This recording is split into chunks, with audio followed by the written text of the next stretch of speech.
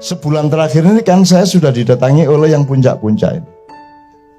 Tapi satu persatu, dan itu kan mungkin hanya mau merekrut saya atau mencari aman karena sudah ketemu saya. Gitu.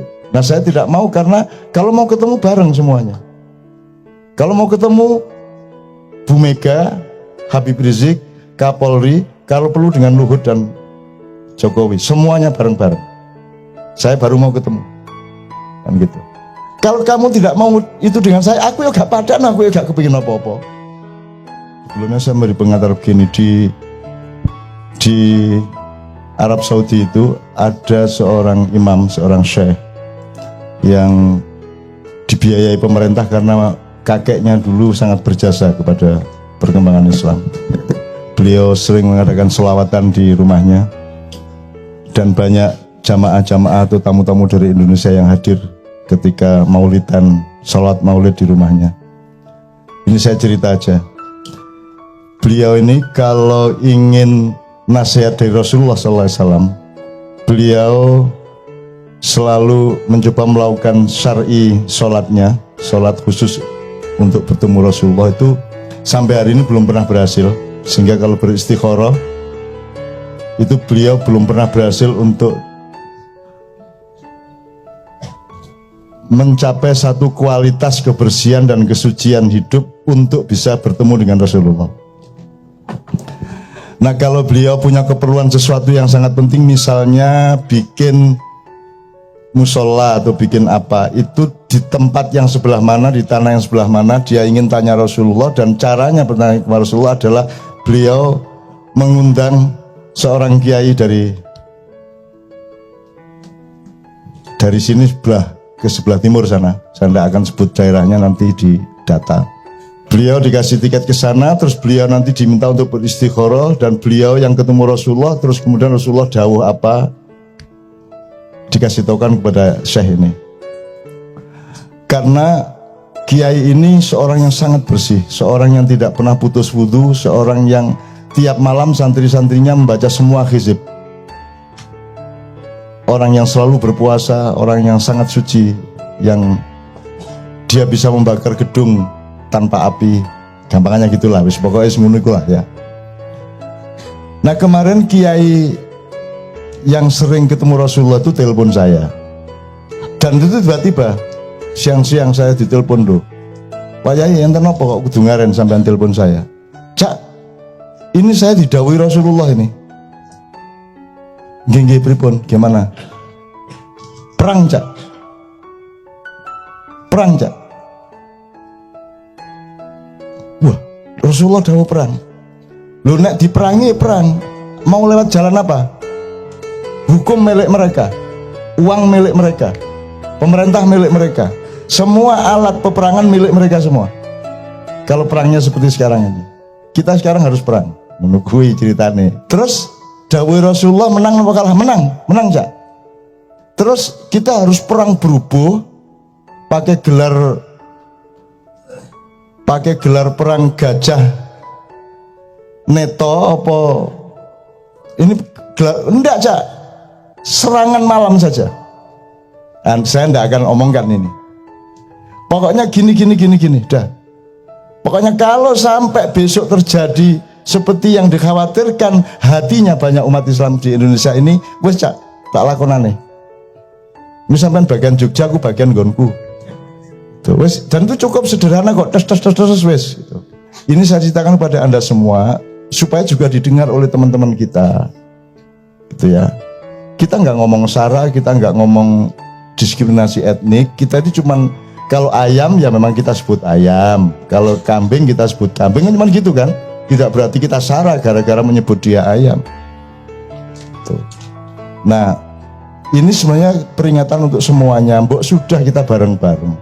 Wong Anda juga sudah menguasai semuanya gitu kok. Ini negara kan perusahaan.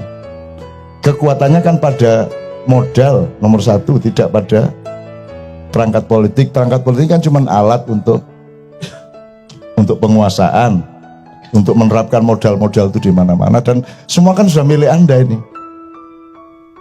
Sepak bola aja sudah Anda masuki kok. Keraton Jogja aja sudah Anda masuki, semua sudah milik Anda. Anda masih kurang apa lagi? Anda seperti api yang membakar seluruh Indonesia nanti suatu hari. Mbak sudah sekarang bareng-bareng omong-omong dialog. Ini saya ingin beliau nanti ngomong mengenai dialog. Dialog, duduk bersama seperti saya tulis tadi di Kompas, duduk bersama orang-orang tua bareng-bareng untuk menyelamatkan. Wong kita juga menerima semua kok selama ini, kok kapan umat Islam menindas orang lain? Penggawean wong Islam kan ditindas terus toh. Islam kan tidak punya bakat untuk menindas, bakatnya itu ditindas. Nggak begitu pinter menipu, kalau ditipu itu pinter banget. Gitu loh, kita juga tidak terbiasa mencari ingin menjadi pemimpin, enggak. Yang kita juga tidak belajar untuk memilih pemimpin dan seterusnya lah, teman-teman. Jadi saya ingin juga mengatakan, Mbok dipikir lagi semua ini, dipikir lagi, ayo duduk bareng, jangan semua diambil. Sebab tetap bukan hakmu, nanti kamu berhadapannya dengan tidak dengan kami loh. Kita ini bukan penghuni tunggal di Indonesia. Kita ini bukan makhluk satu-satunya yang diberi hak untuk tinggal di bumi. Ada banyak yang lain. Ada banyak hal yang tidak kalian ketahui dan juga mungkin tidak aku ketahui. Tapi aku meyakininya kalian tidak. Kalian akan kaget nanti oleh adegan-adegan, oleh ajal. Idza jaa ajaluhum la yastakhiruna sa'a wala yastaqdimun. La yastaqdimun. La yastaqdimun sa'atan wala yastakhirun. Kalau sudah tiba ajal, tidak bisa didulukan dan tidak bisa diakhirkan, ditunda. What is ajal? Kita menerjemahkan dengan lugu kematian. Saya tidak mengatakan itu salah, saya cuma ingin mentadaburi itu momentum. Kalau momentum sudah datang, trigger itu sudah datang, maka tidak bisa ditunda dan bisa dijulukan. Jadi semua yang bikin ribut selama ini 4112 itu kan ada trigger satu momentum, dan itu tidak bisa dibikin oleh manusia. Termasuk yang terakhir yang menyangkut Kiai Ma'ruf Amin itu kan ada triggernya. Itu triggernya kan tidak sengaja.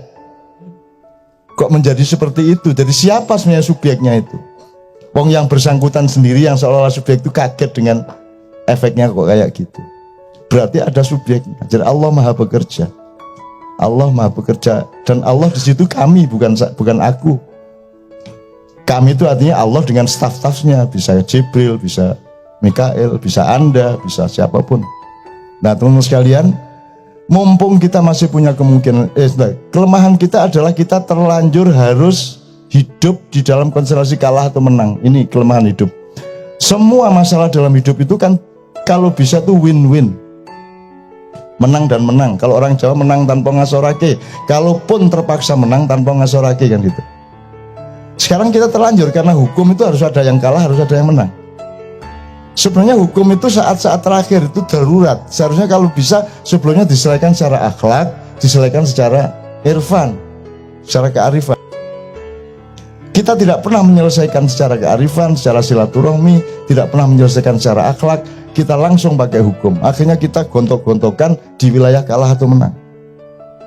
Dan hidup itu tidak ada mengalahkan orang lain sebenarnya kalau kita bertauhid kepada Allah Subhanahu wa taala. Itu teman sekalian. Nah, untuk itu ini masih ada waktu untuk bisa berdialog, masih ada waktu. Saya mohon izin ya, saya tidak sebut namanya, tapi sekarang kalau dulu kan saya cuma disambati oleh segmen, eselon segini, di wilayah-wilayah kerja yang bermacam-macam dari bangsa dan pemerintahan kita. Sebulan terakhir ini kan saya sudah didatangi oleh yang puncak-puncak ini. Tapi satu persatu, dan itu kan mungkin hanya mau merekrut saya atau mencari aman karena sudah ketemu saya, gitu. Nah, saya tidak mau, karena kalau mau ketemu bareng semuanya, kalau mau ketemu Bu Mega, Habib Rizik, Kapolri, kalau perlu dengan Luhut dan Jokowi, semuanya bareng-bareng, saya baru mau ketemu, kan gitu.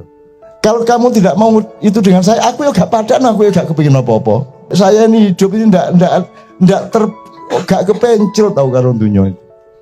Allah mengatakan dunia aku bikin indah di mata orang-orang kafir, betul enggak? Dan aku khawatir menjadi orang kafir karena terlalu terpesona kepada dunia ini, kan gitu.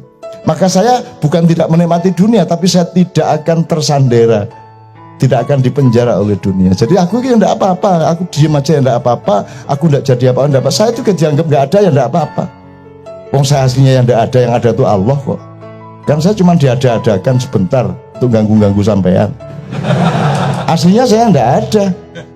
Masa saya ada? Tidak masuk akal bahwa saya ada. Yang masuk akal ada hanya satu, yaitu Allah Subhanahu wa ta'ala. Kalau ada yang lain selain Allah, itu berarti Allah mengada-adakan untuk sementara waktu selama outbound tadi itu. Oleh karena itu mari kita berpikir panjang sampai nanti kita di surga bersama-sama, dan kita sudah latihan ngene iki lho swarga meneh. Ngene iki, yes ngene iki. Nanti pulang ke rumah masing-masing dengan istrimu yang kamu inginkan persis.